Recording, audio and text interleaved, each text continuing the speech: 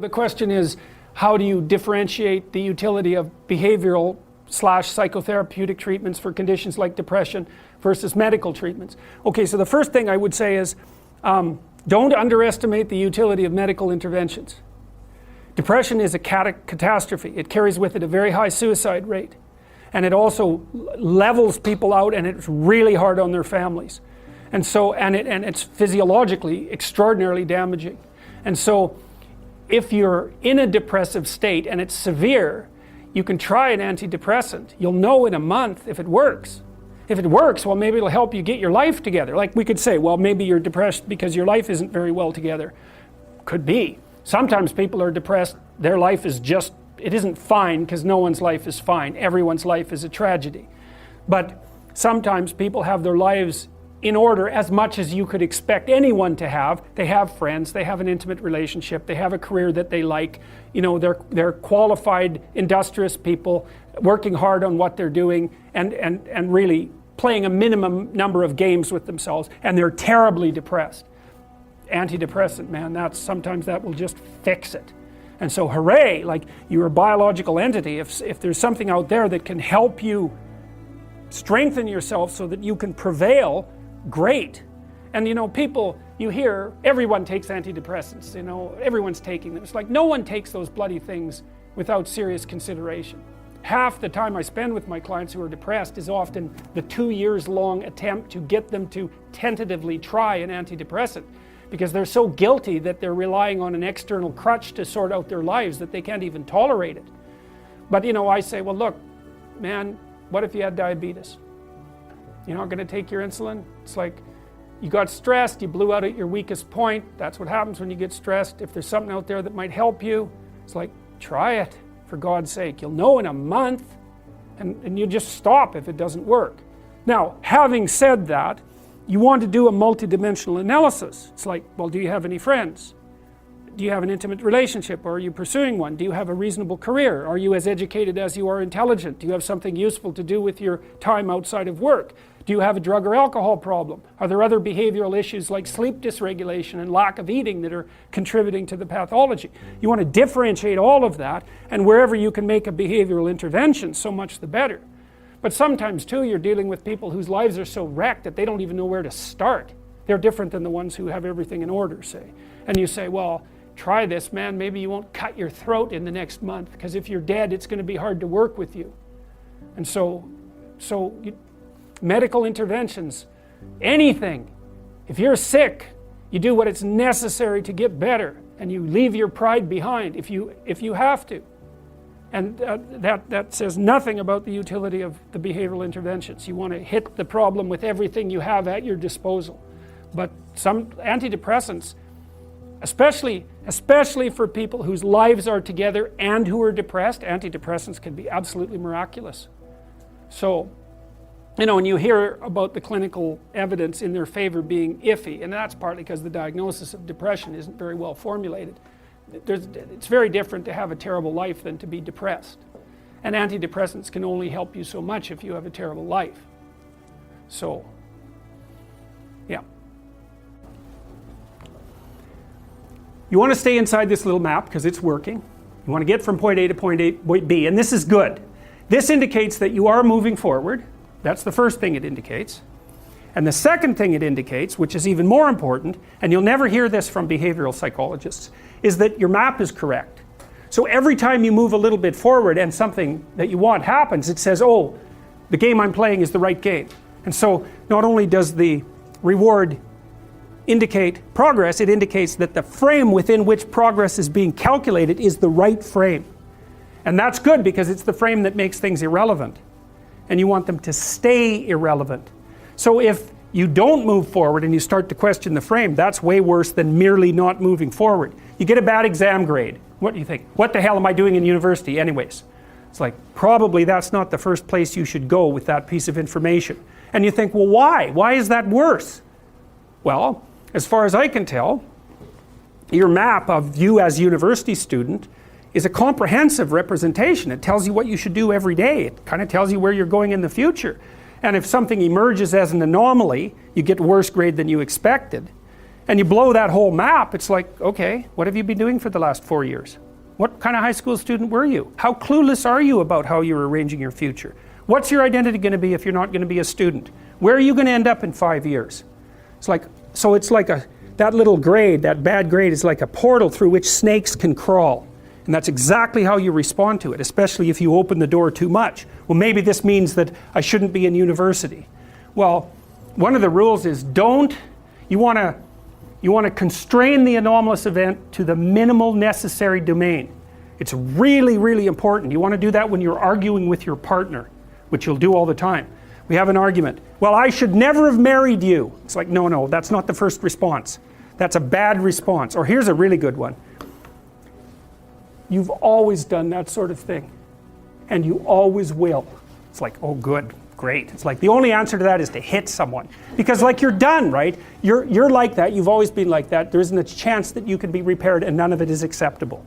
It's like the person's going to fight with you right away, because what else are they going to do? So what you want to do is you want to minimize, it isn't rationalization. You want to say, okay, this person did something that disrupted our joint map. Okay. What's the smallest possible thing they could do to put it back together? And you have to know. Well, we need to make a plan so you don't do it again. Or we need to have a discussion so that you know that it wasn't a good thing to do. But I'm not going to go after your whole character. I'm going to say, when I come home and you're watching TV, just come to the door and say hello. Not, don't you love me, or something like that. It's like, no, you just have to walk to the door and like give me a hug or something, and then that's good enough. And so then the other person might be able to tolerate that much corrective information, maybe, if you're kind of nice about it, and you also understand that they're probably going to have something equally horrible to say about you in the next 15 minutes, because you're going to do something stupid. So you don't want to open the door so that every possible snake comes crawling through. Because that's a pathway to depression. And you actually see that happening in depressed people, is that every small event produces a cascade through their entire value system, and they end up saying, well, that's just another reason that I should jump off a bridge. And they really see it that way. It's really awful, because they've got no defenses. It's like, well, I didn't do so well in this course. It's like I'm going to get a bad mark in the exam. I'm going to get a bad mark in the course. That's going to screw up my ability to finish my degree. I'm never going to get into the field of my choice. It's just another piece of indication that I'm useless and that life isn't worthwhile. Bang, I'm going to jump off a bridge. And if you're really depressed, it's like each of those things hits you with the certainty of truth. It's really not good. And so you want to be careful. You want to be careful about walking down that pathway when you make a mistake. You think, okay, what's the narrowest framework of interpretation within which I can understand this that will require minimal behavioral change to decrease the probability that it will happen again? It's mental hygiene, fundamentally. Yes? When you say that these frames are scalable, yeah, there's multiple at the same time? We'll get to that. We'll get to that. That is the next question. It's because they don't exist in isolation. So, and that's another thing frequently when you hear behavioral accounts of cognitive processes, they generally only focus on as if it's an isolated thing. It's not. It's scalable. It's scalable a bunch of ways. It's scalable temporally, because what you do now is associated with what you'll do tomorrow, and that with what you'll do next week, and so forth. So it has to be scalable temporally. And it's also scalable socially, right? So it has an effect on you, that has an effect on your family, that has an effect on the community, and so forth. And so you don't want to it's very difficult to think through the effect of your action on all those scaling levels simultaneously, but you have mechanisms that allow you to do that. And I think that the sense of, let's assume that you're not lying to yourself constantly, so your head isn't full of chaos and garbage, and you have reasonable relationships with people in the world. I think that, and this is leaping way ahead, I think that your sense of meaningful engagement with what you're doing is the psychophysiological marker that you're acting in a way that takes all of the stacked representations into account simultaneously. Because you're trying to figure out where you are. And you might think, well, that means where I am in this room. But look, this room is not a simple thing, right? It's nested. It's a subset of the university. That's a subset of society. It's a subset of your life. The room is a complicated thing. And you need to figure out where you should be in the room. And you can't do that surely with perception, because all you see is me and some of the wall, right? You got this little narrow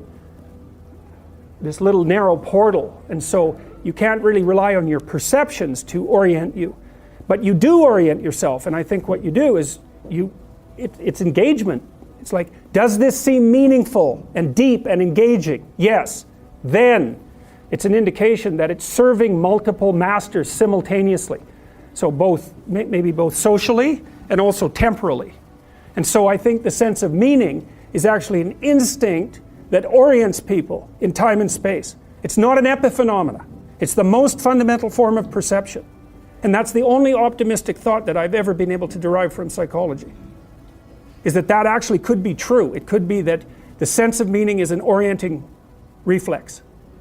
And that would be wonderful if it was true, because it would make it real, and it's one of the devastating elements of nihilism is something like, well, who the hell cares what you're doing? What difference is it going to make in a million years? It's like your sense of meaning is just an illusion. You're a limited creature in a limited place, and nothing you do really matters. It's like, that's a powerful argument, especially if you're an objective materialist and a reductionist. It's a killer argument, but it looks to me like it's wrong. It's actually wrong, because meaning looks to me like it's an actual phenomenon. It does say that you're positioned properly between chaos and order, something like that. It's real. So we'll see.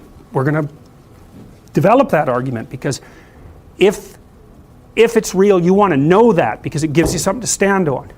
Maybe it's as real as pain, but it's not pain. It's something positive, and you need something positive that you can rely on. All right, and the psychoanalysts, I think, err too much on the side of the subject. They tend to think that too much of you is inside of you, and too little of you is outside of you. And part of the reason I believe that is because of my clinical experience. I love the psychoanalysts, man. They're brilliant, they're deep. They grapple with real problems, like with the problems. When people have real problems, and I mean profound problems, they're really profound moral problems. They're problems of good and evil, really. There are things going on in their family that are so terrible that they're sometimes fatal. Lie upon lie upon lie upon lie for decades and decades and decades. It's awful.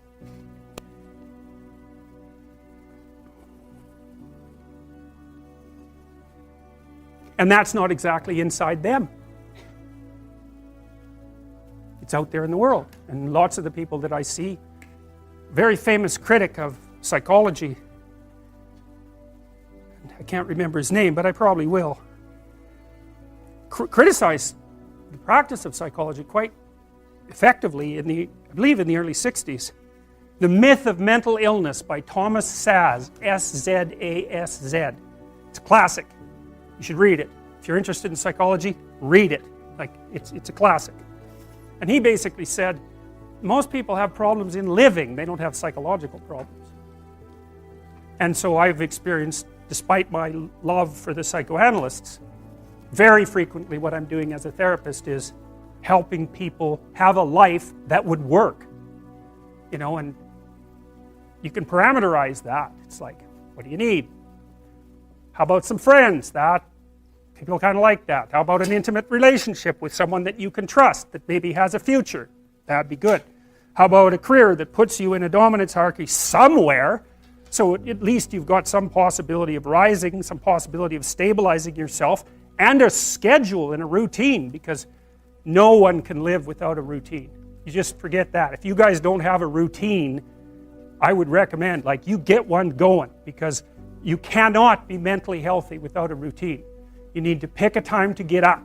Whatever time you want, but pick one and stick to it, because otherwise you dysregulate your circadian rhythms and they regulate your mood. And eat something in the morning. I've had lots of clients who've had anxiety disorders. I had one client who was literally starving. Very smart girl. There's very little that she liked. She kind of tried to subsist on half a cup of rice a day.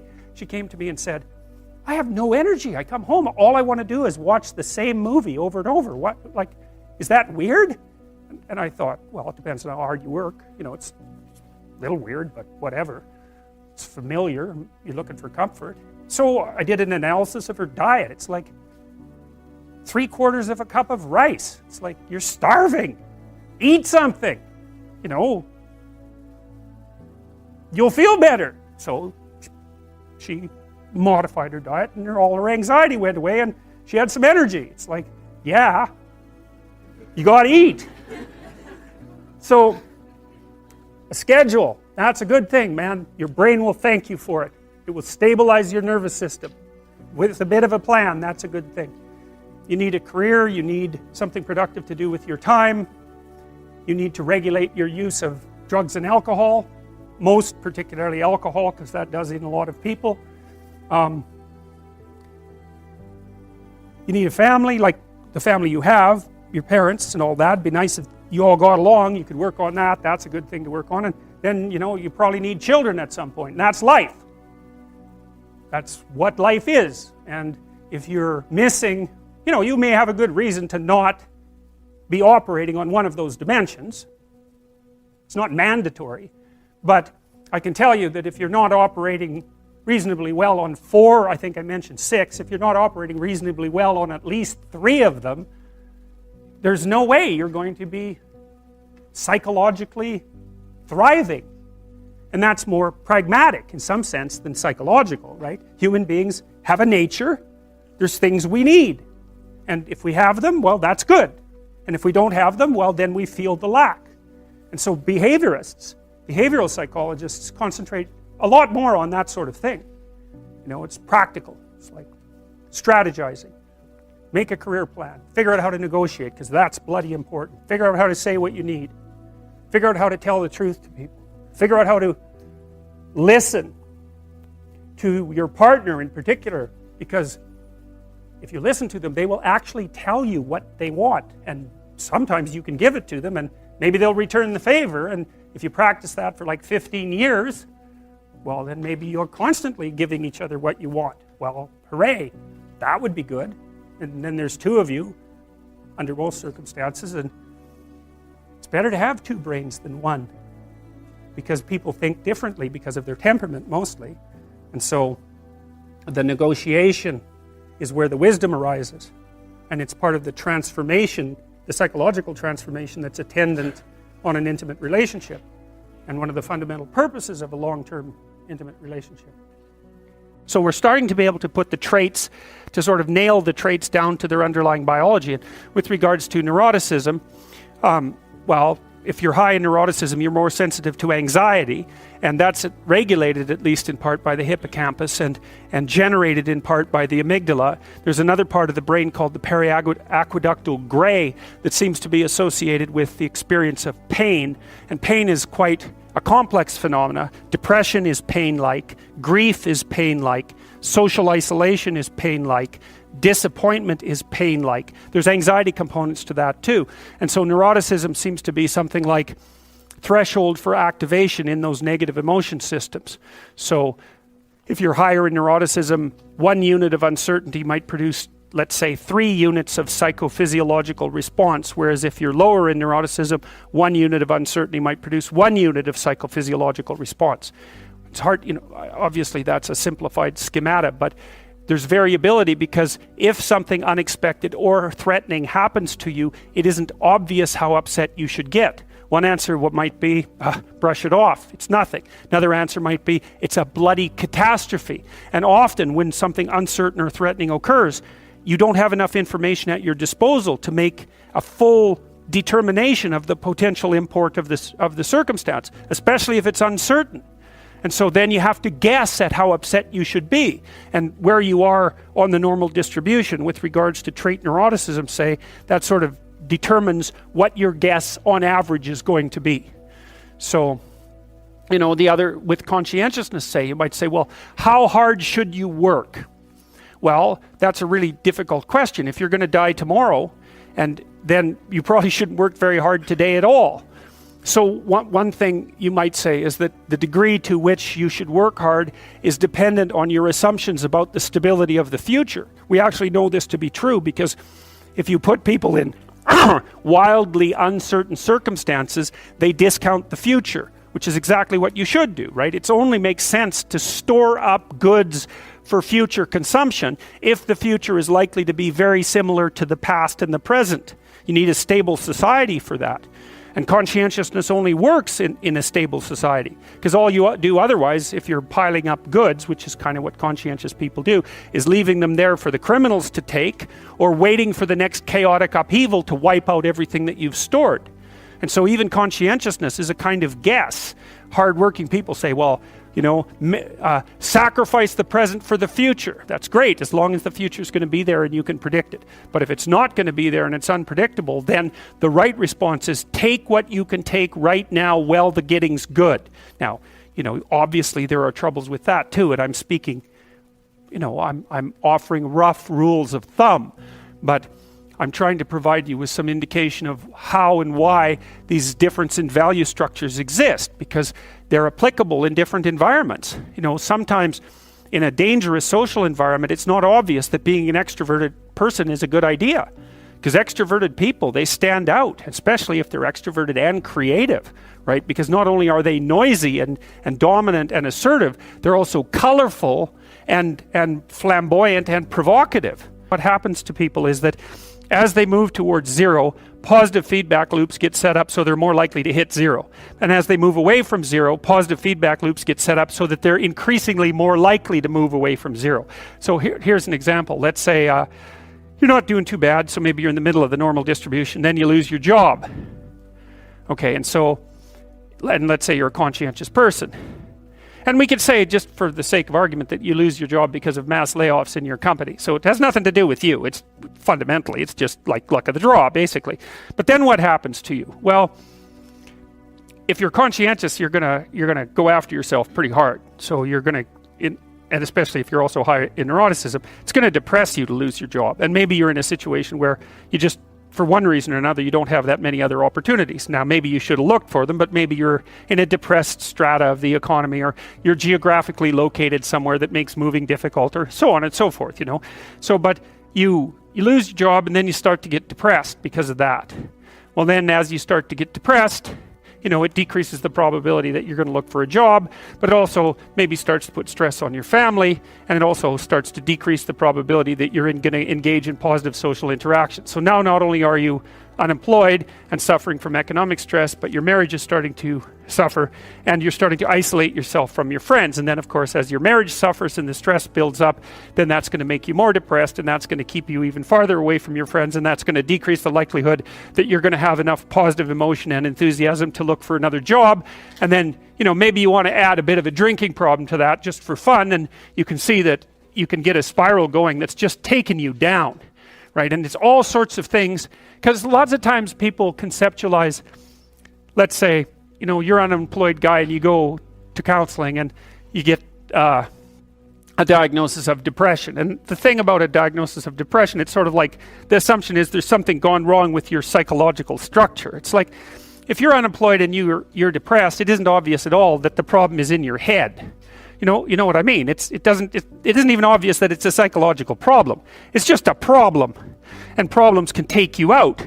And so if you're unemployed and you're under economic stress and your marriage is starting to shake and you're isolating yourself from your friends and you're less likely to be motivated to go look for a job, you can sort of think about that as a depressive spiral, but you can also think of it as a conspiracy in some sense of external forces that are auguring you into the ground. And we don't tend to conceptualize psychological disorders that way, but we should, because lots of times when people are suffering from something that you could describe in psychological terminology, and depression is a very good example of that, it isn't obvious that there's something wrong with them psychologically. Often they just are in trouble.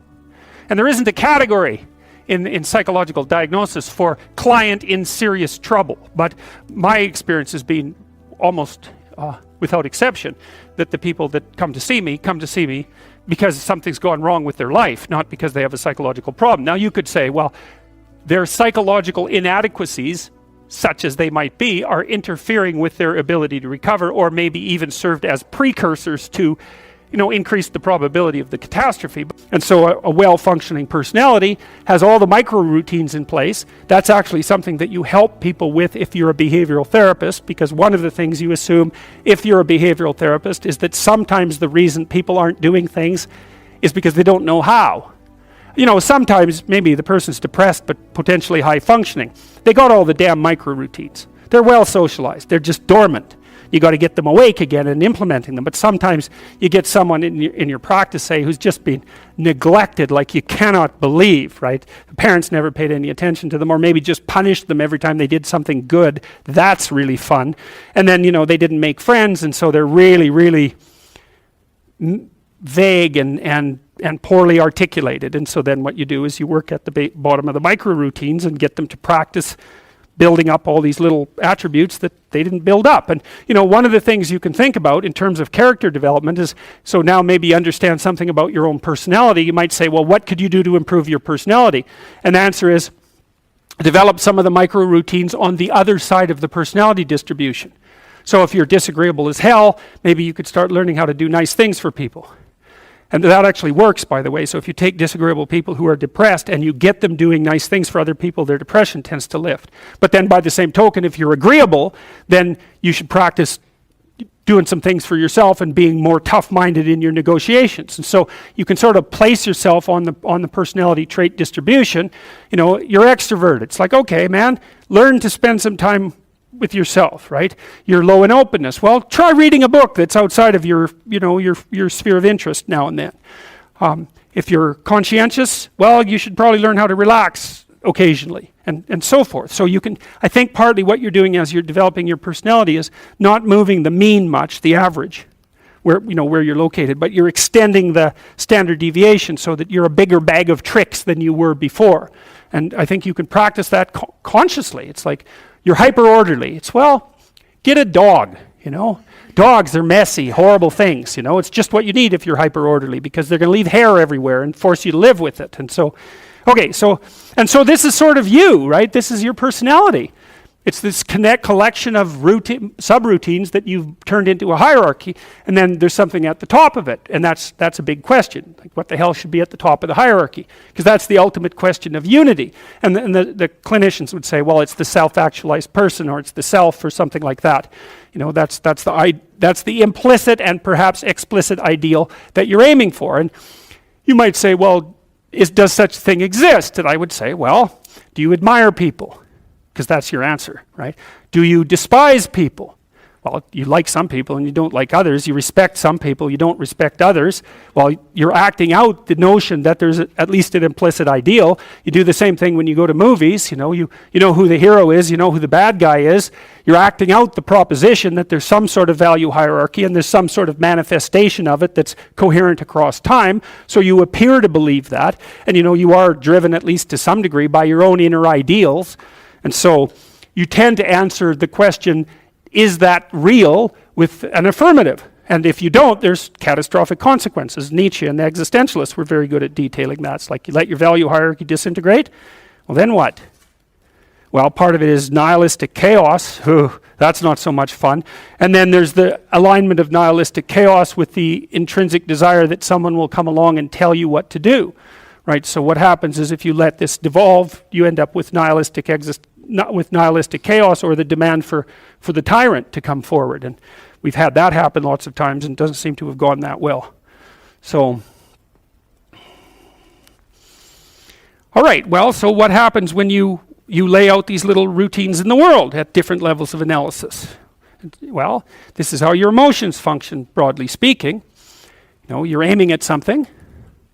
And this is an oversimplification, which is why I want to show you this, right? When I show you this, assume that it's made out of that, right? It's just a schematic oversimplification, because even if, let's say that I'm trying to do something as simple as walking towards the door, I mean, that the action of walking towards the door is predicated on the existence of all the subroutines that enable me to propel my body across time and space, and like that took a lot of internal organization to get that right. It's automatized now, and so you can treat it like it's invisible, but implicit in any one of these structures is this entire structure. And you actually see this in therapy very frequently too. And one of the things that I've figured out over the last years is this is a good proposition. So, it's pretty self-evident that life has got its rat's nest of miseries, and that's for sure. And maybe you could even make a categorical statement that life is mostly a rat's nest of misery. And you can make a pretty powerful argument for that. But then there's a counter question, which is, well, what if you tried not to make it any more miserable than it had to be, right? Then what would it be like? And my suspicions is that a lot of that misery, I would suspect that most of that misery would go away, because it's the unnecessary misery that really brings you down. It's like, well, if someone has cancer, it's like, that sucks. But it's not like you can say, if only we had done this differently, then that wouldn't have happened. But when someone's out like torturing you in a malevolent way, or maybe you're doing the same, you can always ask yourself, well, is this really necessary? Is this just like a useless add-on to the miseries of life? That's what disheartens people. And so even in your own life, if you aren't suffering from self-imposed misery, and you're only suffering from inescapable misery, maybe you could handle that, and you could survive, you could bear it, and even maybe without becoming irredeemably corrupt. And so the goal would be, well, yeah, life is a rat's nest of miseries, and maybe it has no ultimate meaning. We could say that if we're feeling particularly pessimistic, but it still leaves one question open, which is, if you didn't do everything you could to make it worse, how good could you make it be? And the least answer is, well, it could be tragedy, but maybe not hell. And I think that's right. I really believe that. That's the most pessimistic, proper statement. The worst case outcome, in the worst of all possible worlds, is that your life could be tragic, but not hell. And that's a lot better than hell, right? And you think, I could give you an example of the difference. You're at your mother's deathbed. Well, that's tragedy. Here's another scenario. You're at your mother's deathbed, and you and all your idiot siblings are arguing. Well, that's the difference between tragedy and hell. And you might be able to tolerate the first circumstance, and maybe it would even bring you closer together with your family members. The second one, no one can bear that. You walk away from a situation like that sick of yourself and sick of everything else too. And it's often the case that tragic circumstances bring out the dragons, because the stress is high, and all those things that people haven't dealt with, they don't have the energy to repress, and all the bitterness comes pouring forward. It's like, seriously, man. So that's actually it's a rough lesson, but it's a good hallmark for figuring out whether or not you've got yourself adjusted properly, and in relationship to your siblings. It's like, if you were all gathered around the bed of someone close who was dying, could you manage it? And if the answer is no, it's like, well, put your life together, because it's going to happen. And you should be the person who's there that can do it, and do it properly. And then maybe you'd find that it isn't the sort of thing that will undermine your faith in life itself. And I've seen both of those situations, ugly situations, murderously ugly situations, and then they're opposite, where people have had terrible things happen to them as a family, and they pull together and they rebuild their damn ship and they sail away. And so that seems to me to be a lot better. That makes you Noah when the flood comes, right? Well, okay, so the same thing. The question emerges, well, who are you? Well, you could say, you're this plan. That's how people usually identify. Maybe they have no plan at all, and they're just in chaos, right? That's like being in the belly of the beast. They're nihilistic in chaos. They have no plan. They're just chaos itself, and that's a very dreadful situation for people to be in. Or maybe they conjure together a plan. That's their identity. It's kind of fragile, and they're holding on to that with everything they've got. It's their little stick of wood that they're floating in the ocean, clinging to. And so they're identifying really hard with that plan. That's what happens when you're an ideologue, is that you're identifying really hard with that plan. The problem is, if something comes up to confront it, well, how do you act? Well, you can't let go of the plan, because you drown. Then you cling to it rigidly. Well, that's no good, because then you can't learn anything. And then if that's you're a totalitarian, you're not going to learn anything.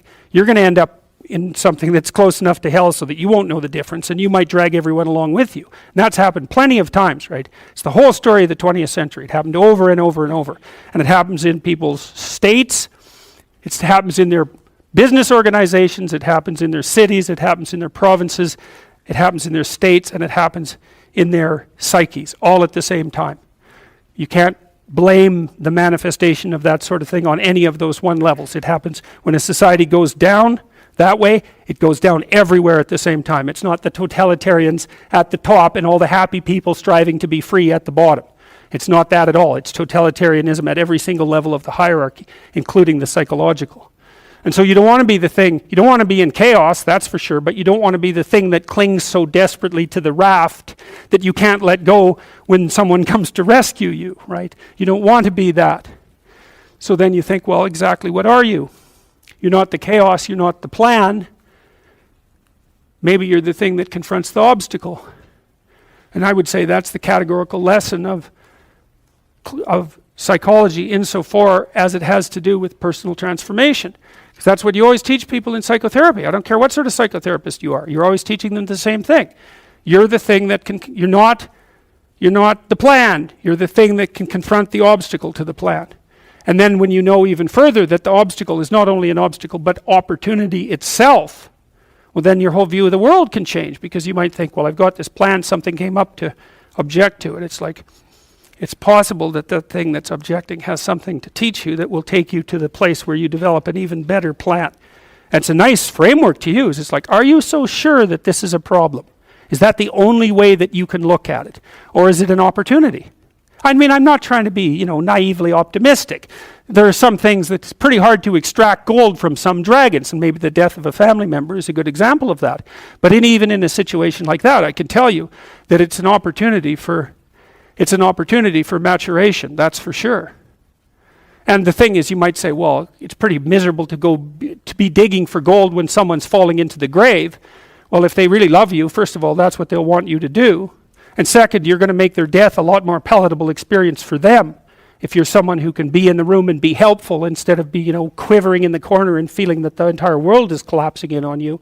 I mean, that's another. You want to be the useful person at the funeral. How's that for a goal? That's a good goal, man. You know that you've got yourself together in a situation like that because you're going to be at them. And maybe you want to be the person on whose shoulder people cry. That'd be a good goal. And it's kind of, I don't like being naively optimistic, so when I tell you to get your life together, I'm not going to say roses and sunshine. It's like, that's pablum for fools. But it really is something to be the reliable person at a funeral. There's this idea in Jungian psychology called the circumambulation. And Jung had this idea that you had a potential future self, which would be in potential everything that you could be. And that it manifests itself moment to moment in your present life by making you interested in things. And the things that you're interested in are the things that would guide you along the path that would lead you to maximal development. Now, it sounds like a metaphysical idea or a mystical idea even, but it's not. It's not. It's a really profoundly biological idea. The idea is something like, well, you're set up so that you're automatically interested in those things that would fully expand you as a well-adapted creature. Well, there's nothing radical about that idea. What else could possibly be the case? Unless there's something fundamentally flawed about you, that is what the situation would be. It's kind of interesting to think about how that would be manifest moment to moment, but the idea is something like, well, your interest is captured by those things that lead you down the path of development. Well, that better be the case. Okay, so that's fine. And so there's some utility in pursuing those things that you're interested in. That's the call to adventure, let's say. And the call to adventure takes you all sorts of places. Now, the problem with the call to adventure is, like, what the hell do you know? You might be interested in things that are kind of warped and bent. And often it's the case that when new parts of people manifest themselves and grip their interests, say, they do it very badly and shoddily. And so you stumble around like an idiot when you try to do something new. That's why the fool is the precursor to the savior from the symbolic perspectives, because you have to be a fool before you can be a master. And if you're not willing to be a fool, then you can't be a master. So you're gonna, it's an error-ridden process. And that's also laid out in the Old Testament stories, because the first thing that happens to all these patriarchal figures when God kicks them out of their father's house when they're like 84 is that they run into all sorts of trouble, and some of it's social, and some of it's natural, and some of it's a consequence of their own moral inadequacy. So they're fools. But the thing that's so interesting is that despite the fact that they're fools, they're still supposed to go on the adventure. And that they're capable of learning enough as a consequence of moving forward on the adventure so that they straighten themselves out across time. And so it's something like this. So this circumambulation that Jung talked about was this continual, we'll return to this continual circling in some sense of who you could be. You might notice, for example, that there are themes in your life. You know, when you go back across your experiences, you see you kind of have your typical experience that sort of repeats itself. And there might be variation on it, like a musical theme, but it's like you're circling yourself and getting closer to yourself as you move across time. That's the circumambulation. Now, you remember that for a sec, because we'll go back to it. Okay, so imagine that something glimmers before you. It's an interest that's dawning, and you decide, well, first of all, you're paralyzed. You think, well, how do I know if I should pursue that? It's probably a stupid idea. And the proper response to that is, you're right, it probably is a stupid idea, because almost all ideas are stupid. And so the probability that as you move forward on your adventure that you're going to get it right the first time is zero. It's just not going to happen.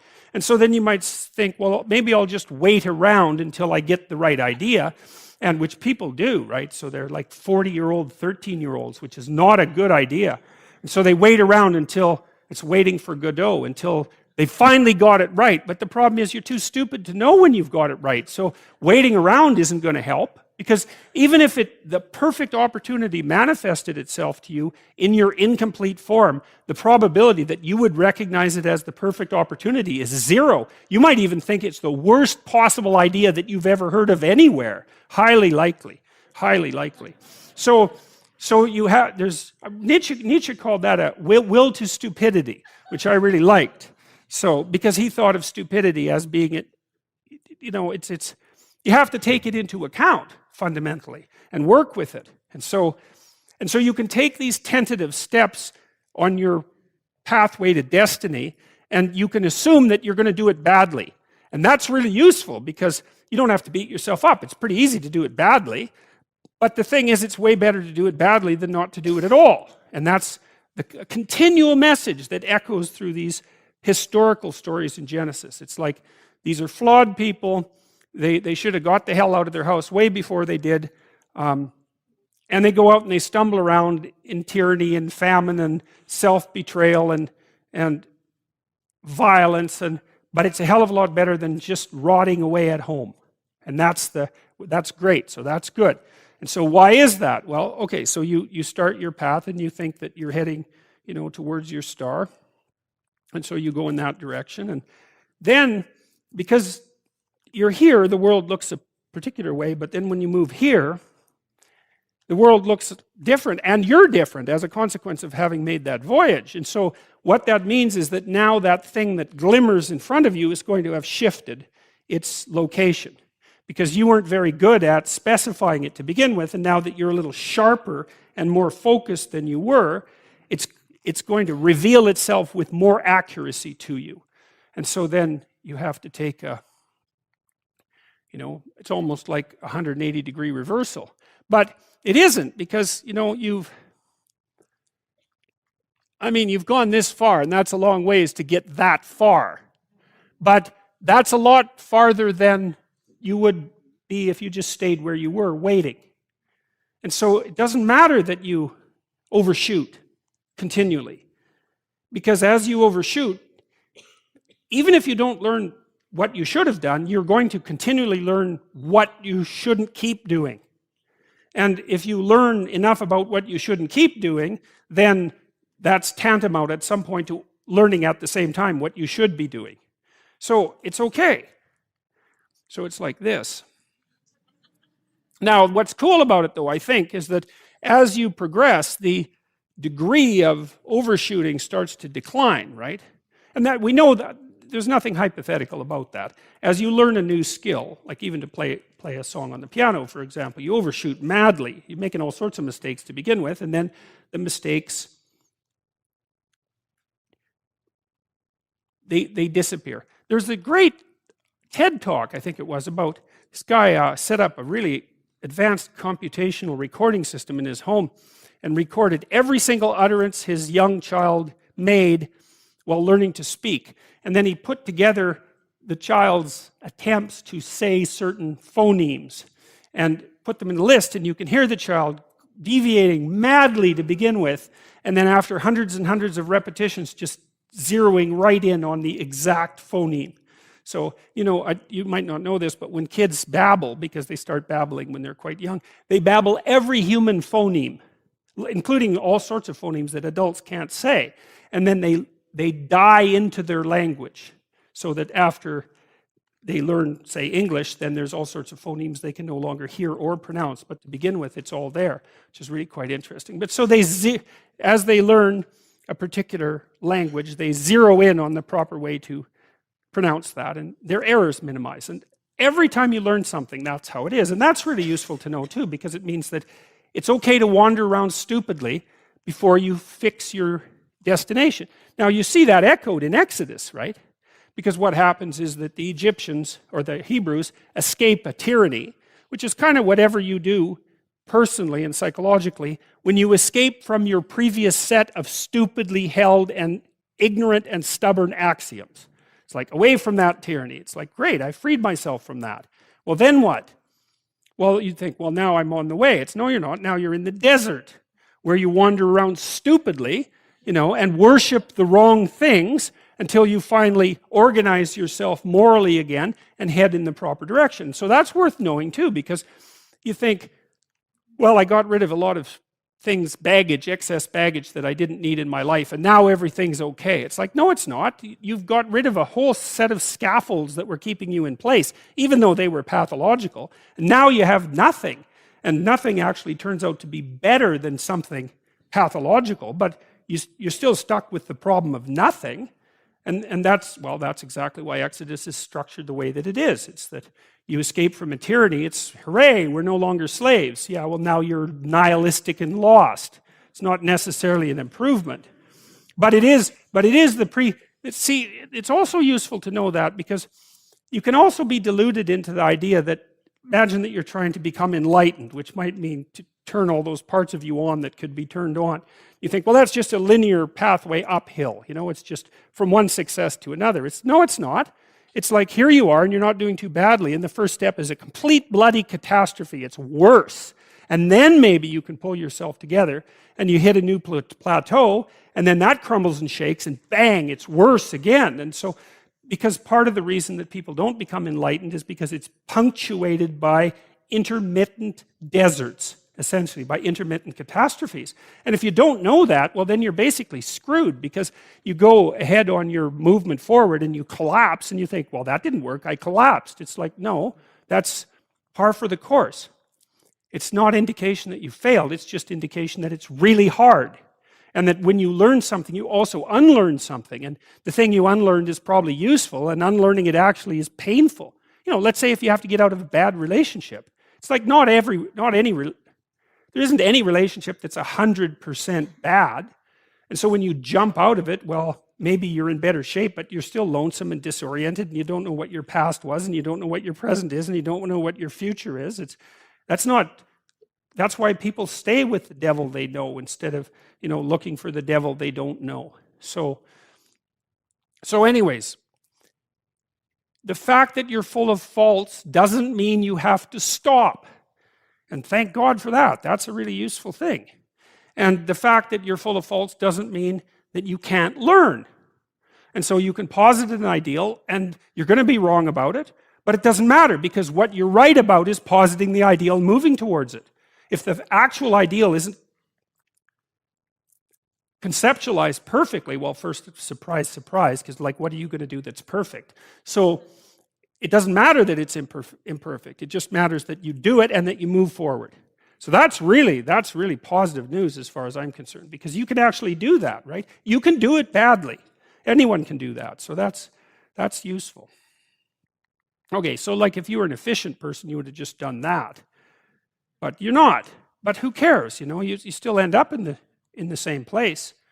And maybe the trip is even more interesting. Who knows? Probably too interesting.